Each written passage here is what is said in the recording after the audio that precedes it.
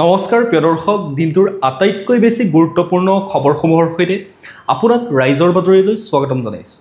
আজি অসমীয়া কাতি মাহৰ 25 তাৰিখ আৰু ইংৰাজী 12 নৱেম্বৰ।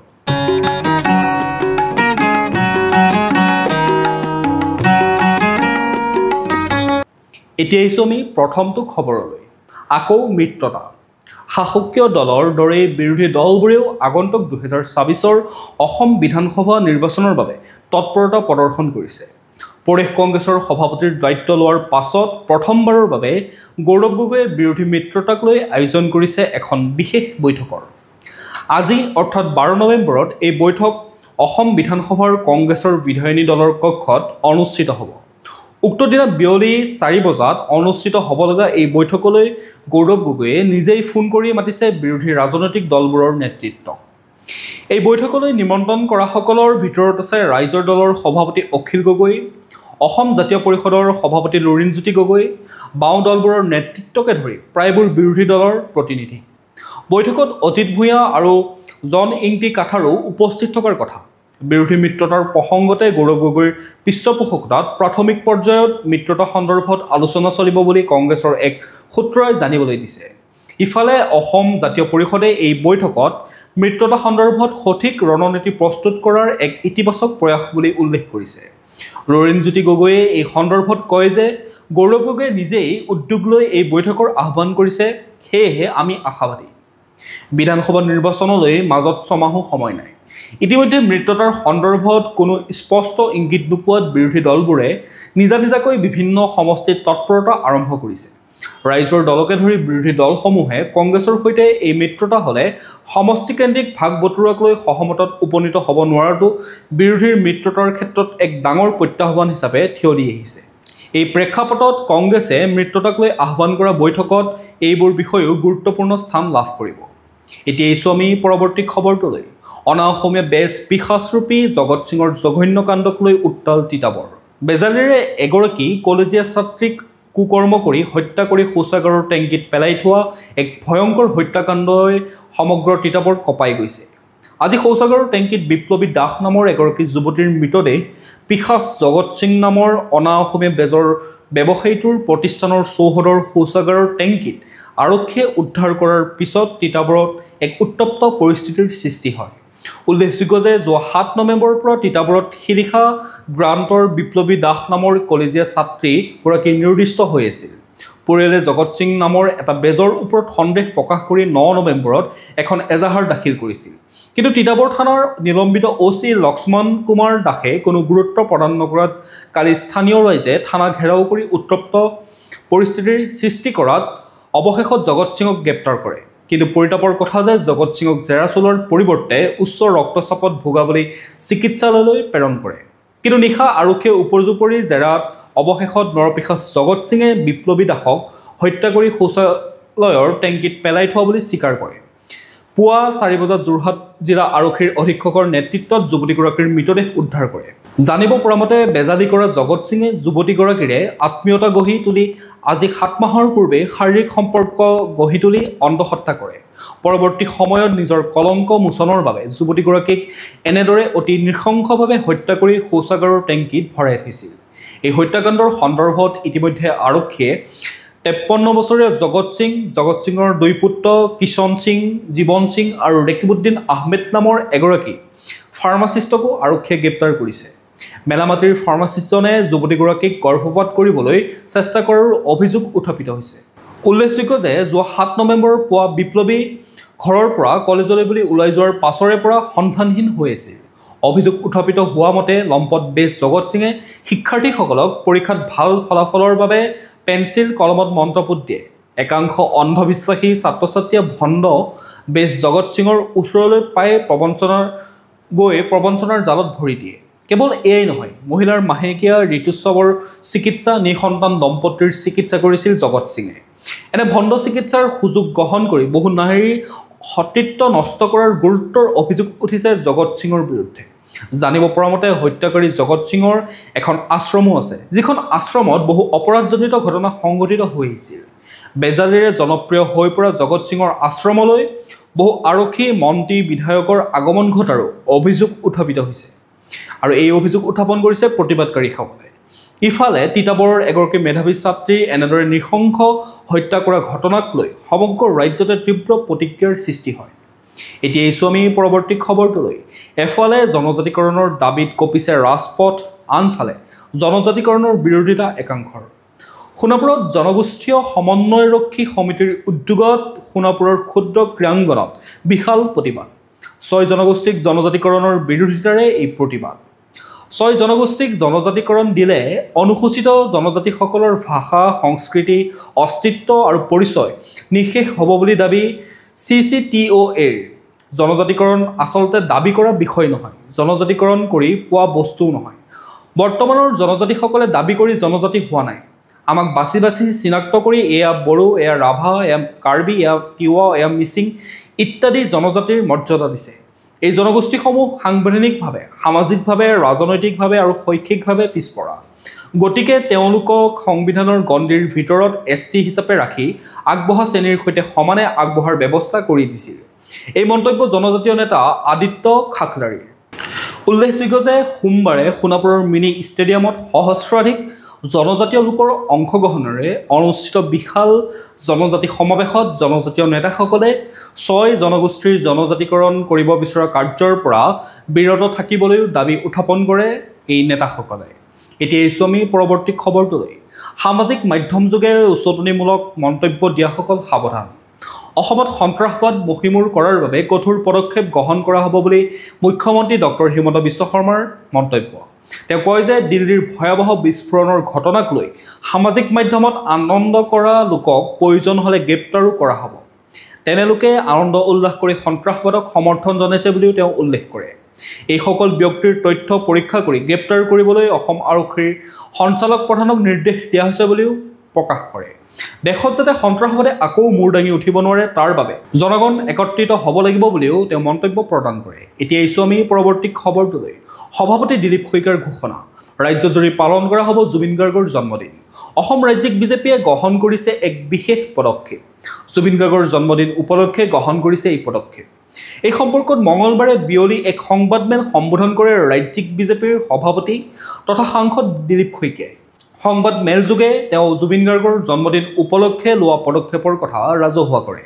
তেওঁ কয় যে জুবিন গাৰ্গৰ 53 সংখ্যক জন্মদিন ৰাজ্যজুৰি পালন কৰা হ'ব। একেদৰে ৰাজ্যৰ 53টা স্থানত হ'ব ৰক্তদান শিবিৰ।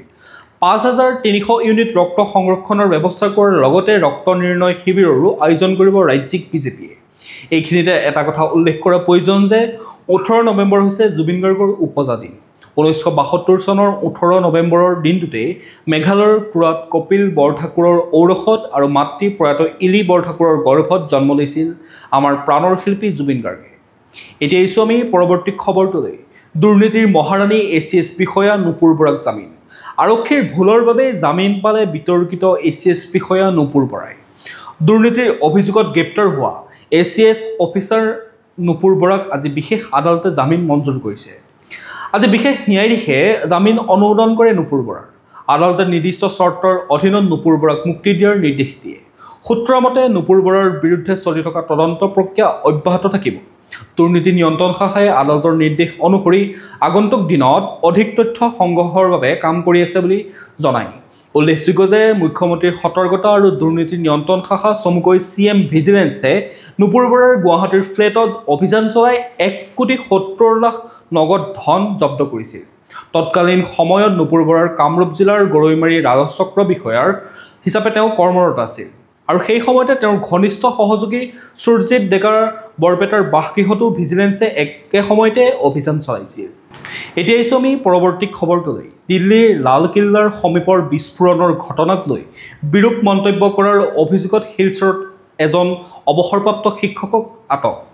দিল্লীৰ লালকিল্লাৰ সমীপৰ বিস্ফোৰণৰ ঘটনাক লৈ বিৰূপ মন্তব্য কৰাৰ অভিযোগত শিলচৰত এজন অৱসৰপ্ৰাপ্ত শিক্ষকক আটক কৰা হৈছে। নজৰুল ইছলাম বৰভূঞা নামৰ লোকজনে সামাজিক মাধ্যমত বিস্ফোৰণক লৈ বিতৰ্কিত মন্তব্য কৰিছিল। এই ঘটনা পোহৰলৈ অহাৰ পাছতে কাছাৰ আৰক্ষীৰ এটা দলে লোকজনক আটক কৰে। ইপিনে বিস্ফোৰণৰ ঘটনাৰ পাছতে কাছাৰ জিলাতো হাই এলাৰ্ট জাৰি কৰা হৈছে বুলি জিলাখনৰ অতিৰিক্ত আৰক্ষী অধীক্ষক ৰজত কুমাৰ পালে জানিবলৈ দিয়ে।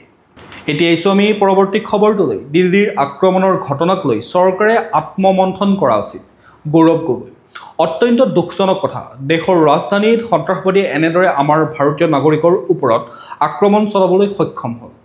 আমি বিচাৰোঁ দিল্লীৰ আক্ৰমণৰ ঘটনাৰ উচিত তদন্ত হওক আৰু জড়িতসকলক চিনাক্ত কৰি গ্ৰেপ্তাৰ কৰক। এই মন্তব্য প্ৰদেশ কংগ্ৰেছৰ সভাপতি তথা সাংসদ গৌৰৱ গগৈ। দিল্লীৰ বিস্ফোৰণৰ ঘটনা সন্দৰ্ভত মঙলবাৰে গুৱাহাটীত সংবাদ মাধ্যমৰ আগত প্ৰদেশ কংগ্ৰেছৰ সভাপতি তথা সাংসদ গৌৰৱ গগৈয়ে প্ৰতিক্ৰিয়া ব্যক্ত কৰি কয় যে এই ঘটনা অত্যন্ত দুখজনক।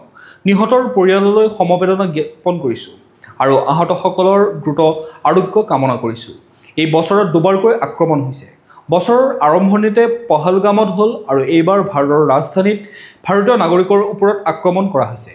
এইটো যথেষ্ট দুৰ্ভাগ্যজনক। তেওঁ লগতে কয় যে পূৰ্বে সন্ত্ৰাসবাদীসকলে সেনাবাহিনী আৰক্ষীক টাৰ্গেট কৰি প্লেনিং কৰিছিল।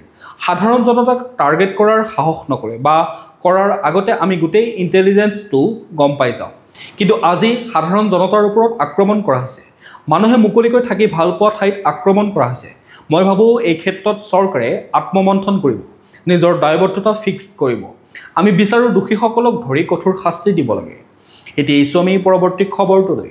19 নৱেম্বৰত 2 শতাধিক কণ্ঠশিল্পীয়ে গীতেৰে স্মৰণ কৰিব সংগীতৰ মহানায়কক।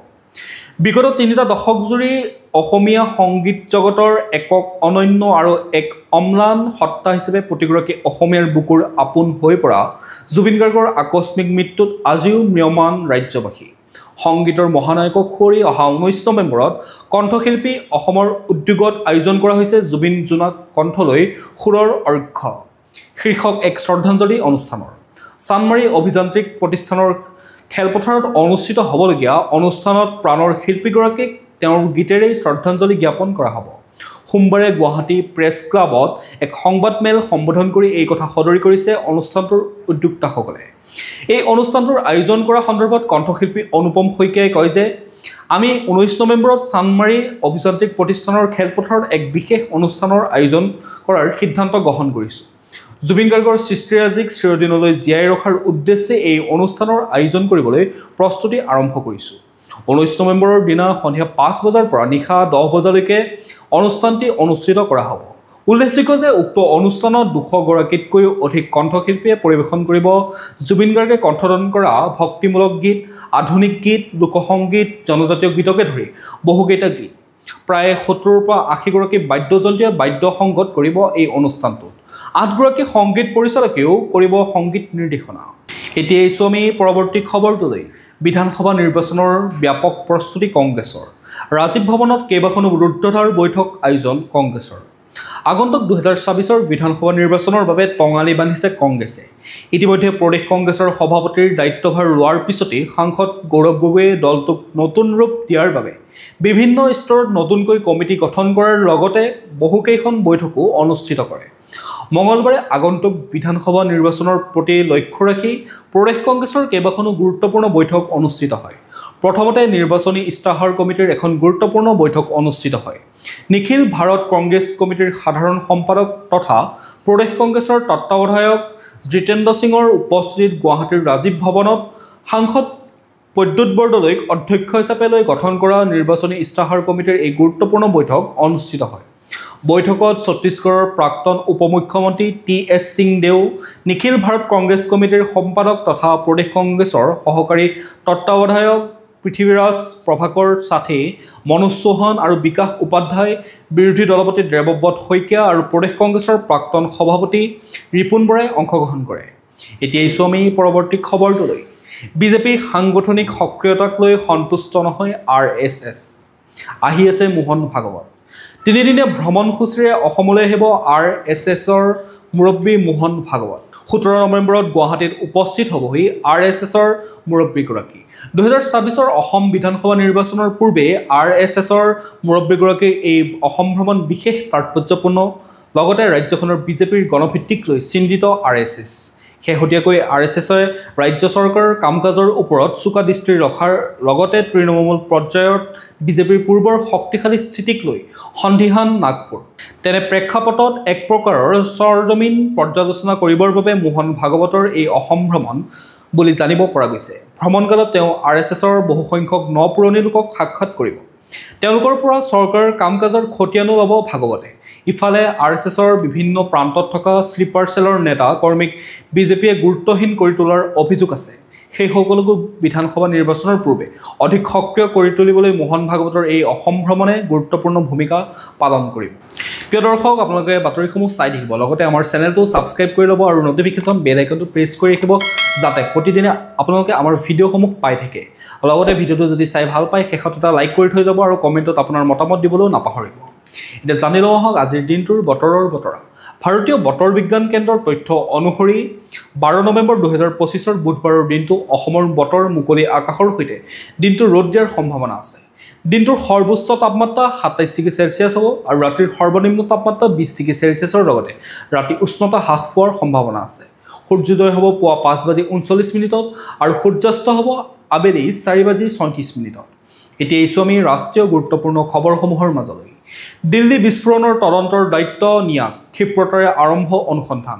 ৰাষ্ট্ৰীয় অনুসন্ধান সংস্থা চমুকৈ নিয়াৰ ওপৰত ন্যস্ত কৰা হৈছে দিল্লী বিস্ফোৰণৰ তদন্তৰ দায়িত্ব লাভৰ কিছু সময়ৰ পিছতে বিস্ফোৰণৰ কাৰণ আৰু ঘটনাক লৈ জড়িত সংগঠনকে ধৰি বিস্ফোৰণৰ দুটা প্ৰধান কাৰকৰ সন্দৰ্ভত পুংখানুপুংখ অনুসন্ধান আৰম্ভ কৰিছে সংস্থাটোৱে।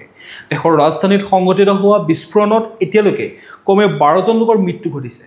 মঙলবাৰে গৃহ পৰিক্ৰমা মন্ত্ৰালয়ে এই গোচৰটোৰ তদন্তৰ দায়িত্ব ৰাষ্ট্ৰীয় অনুসন্ধান সংস্থাক অৰ্পণ কৰে। প্ৰাথমিক অনুসন্ধানত প্ৰকাশ পাইছে যে এমনিয়াম নাইট্ৰেট ইন্ধন তেল আৰু এটা ডিটনেটৰৰ সহায়ত এই বিস্ফোৰণ সংঘটিত কৰা হৈছিল। নিয়াৰ প্ৰাক্তন সঞ্চালক প্ৰধান YC মোদীয়ে কয় যে এমনিয়াম নাইট্ৰেট হৈছে বগা স্ফটিকীয় ৰাসায়নিক পদাৰ্থ, যিটো সাধাৰণতে কৃষি ক্ষেত্ৰত নাইট্ৰজেন সমৃদ্ধ সাৰ হিচাপে ব্যৱহাৰ কৰা হয়। কিন্তু ইন্ধন তেলৰ দৰে ইন্ধনৰ উৎসৰ লগত মিহলি হ'লে যি এক পেট্ৰলিয়াম ভিত্তিক পদাৰ্থ, তেতিয়া ই এমনিয়াম নাইট্ৰেট ইন্ধন তেল বা ANFO নামৰ এক শক্তিশালী ঔদ্যোগিক বিস্ফোৰকত পৰিণত হয়। ইয়াৰ পূৰ্বে 2012 চনৰ পুনেৰ জংঘলীৰ মহাৰাজ পথত সংঘটিত হোৱা কম তীব্ৰতা সম্পন্ন বিস্ফোৰণত ব্যৱহৃত এক বিস্ফোৰণত এমনিয়াম নাইট্ৰেট ইন্ধন তেল ব্যৱহাৰ কৰা হৈছিল। এতিয়া এইছো আমি পৰৱৰ্তী খবৰটোলৈ। চিকিৎসক বৃত্তিৰ পৰা আত্মঘাতী সন্ত্ৰাসবাদী হৈছিল উমৰ মহম্মদ। কৰা হ'ব DNA পৰীক্ষা। সোমবাৰে সন্ধিয়া দেশৰ ৰাজধানী দিল্লীত সংঘটিত হোৱা বিস্ফোৰণৰ পাছতে দিল্লী আৰু জম্মু কাশ্মীৰৰ আৰক্ষীৰ যুটীয়া দলে বৰ্তমান আন এজেন্সিৰ সৈতে আত্মঘাতী আক্ৰমণৰ দিশসমূহৰ ওপৰত তদন্ত অব্যাহত ৰাখিছে। এই বিস্ফোৰণৰ ঘটনাত প্ৰায় 12গৰাকী লোকে প্ৰাণ হেৰুওৱাৰ উপৰিও বহুকেইজন আঘাতপ্ৰাপ্ত হৈছে। বিস্ফোৰণ সংঘটিত কৰা সন্দেহযুক্ত সন্ত্ৰাসবাদীটো আছিল কাশ্মীৰৰ এগৰাকী চিকিৎসক, যাক এজেন্সিসমূহে উমৰ মহম্মদ বুলি চিনাক্ত কৰিছে। চোৱাংচোৱা সংস্থাসমূহে জনোৱা অনুসৰি তেওঁৰ সহযোগী জয়ছ মডিউলক গ্ৰেপ্তাৰ কৰাৰ খবৰ পোৱাৰ পিছতে উমৰে ফৰিদাবাদৰ পৰা পলায়ন কৰে। বিশেষ সূত্ৰৰ পৰা গম পোৱা অনুসৰি বিস্ফোৰণ ঘটোৱা বাহনখনত থকা ব্যক্তিজনৰ DNA উমৰৰ পৰিয়ালৰ সদস্যৰ নমুনাৰ সৈতে পৰীক্ষা কৰা হ'ব, যাৰ জৰিয়তে এইটো নিশ্চিত হ'ব যে সেই বিস্ফোৰণত ব্যৱহৃত I-20 বাহনখন তেওঁ চলাই আছিল। চোৱাংচোৱা সংস্থাৰ বিষয়াসকলে জনোৱা অনুসৰি পাকিস্তানস্থিত জয়ছ মহম্মদৰ সৈতে উমৰ জড়িত আৰু তেওঁলোকে দাবী কৰে যে উমৰে ভয়তে এই বিস্ফোৰণ সংঘটিত কৰিলে, কিয়নো তেওঁৰ বহু সতীৰ্থ ফৰিদাবাদ, উত্তৰ প্ৰদেশ আৰু কাশ্মীৰত গ্ৰেপ্তাৰ হৈছিল। এতিয়া এইছো আমি পৰৱৰ্তী খবৰটোলৈ। দোষীক ৰেহাই দিয়া নহ'ব। দিল্লীত বিস্ফোৰণ সন্দৰ্ভত ভূটানত মন্তব্য প্ৰধানমন্ত্ৰী মোদীৰ। দুদিনীয়া ভ্ৰমণসূচীৰে মঙলবাৰে ভূটানত উপস্থিত হয় প্ৰধানমন্ত্ৰী নৰেন্দ্ৰ মোদী। ভূটানত তেওঁৰ হিমালয় জাতিৰ চতুৰ্থ ৰজা জিগমে ছিংগে ৱাংচুকৰ 70 সংখ্যক জন্মদিন উদযাপনত অংশগ্ৰহণ কৰিব। পাৰু বিমানবন্দৰত তেওঁক আদৰণি জনাই ভূটানৰ প্ৰধানমন্ত্ৰী শ্বেৰিং টবগে। এক্সপোষ্টত টবগেই কয় যে মই সমগ্ৰ দেশৰ সৈতে মোৰ ডাঙৰ ভাই প্ৰধানমন্ত্ৰী নৰেন্দ্ৰ মোদীক ভূটানলৈ আদৰণি জনাইছোঁ। এই ভ্ৰমণৰ সময়ত মোদীয়ে ভূটানৰ ৰজা জিগমে খেছাৰ নামগিয়েল ৱাংচুক আৰু প্ৰধানমন্ত্ৰী টবগেৰ সৈতে আলোচনাত মিলিত হ'ব। ভাৰত আৰু ভূটানে যৌথভাৱে বিকশিত কৰা 1020 মেগাৱাট শক্তিৰ পুনাত চাংচু দ্বিতীয় জলবিদ্যুৎ প্ৰকল্পটো মোদী আৰু ৰজা ৱাংচুকে যৌথভাৱে উদ্বোধন কৰিব। মোদীয়ে চতুৰ্থ ৰজাক সাক্ষাৎ কৰাৰ লগতে ভূটানৰ প্ৰাক্তন ৰজাৰ 70 সংখ্যক জন্মদিন উদযাপনত অংশগ্ৰহণ কৰিব। এতিয়া এইছো আমি খেল জগতৰ খবৰসমূহৰ মাজলৈ।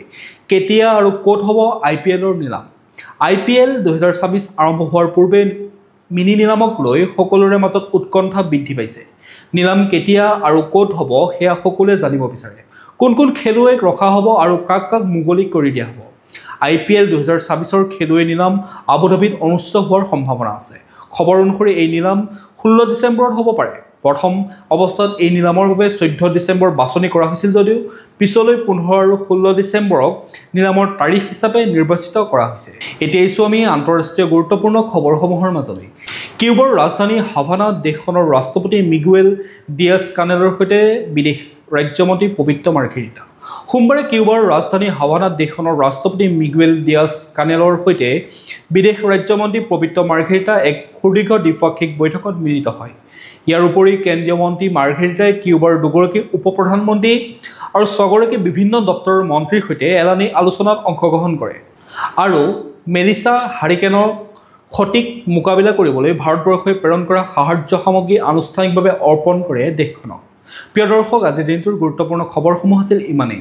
আপোনালোকে যদি এতিয়াও আমাৰ চেনেলটো ছাবস্ক্ৰাইব কৰি লোৱা নাই তেতিয়াহ'লে চেনেলটো ছাবস্ক্ৰাইব কৰি ল'ব লগতে নটিফিকেশ্যন বেল আইকনটো প্ৰেছ কৰি ৰাখিব যাতে প্ৰতিদিনে আমাৰ ভিডিঅ'সমূহ আপোনালোকে পাই থাকে লগতে ভিডিঅ'টো যদি চাই ভাল পায় এটা লাইক কৰিব আৰু কমেণ্টত আপোনাৰ মতামত দিবলৈও নাপাহৰিব কাইলৈ পুনৰ একে সময়তে লগ পোৱাৰ প্ৰতিশ্ৰুতিৰে আপোনাক বহুত বহুত ধন্যবাদ জ্ঞাপন কৰিছোঁ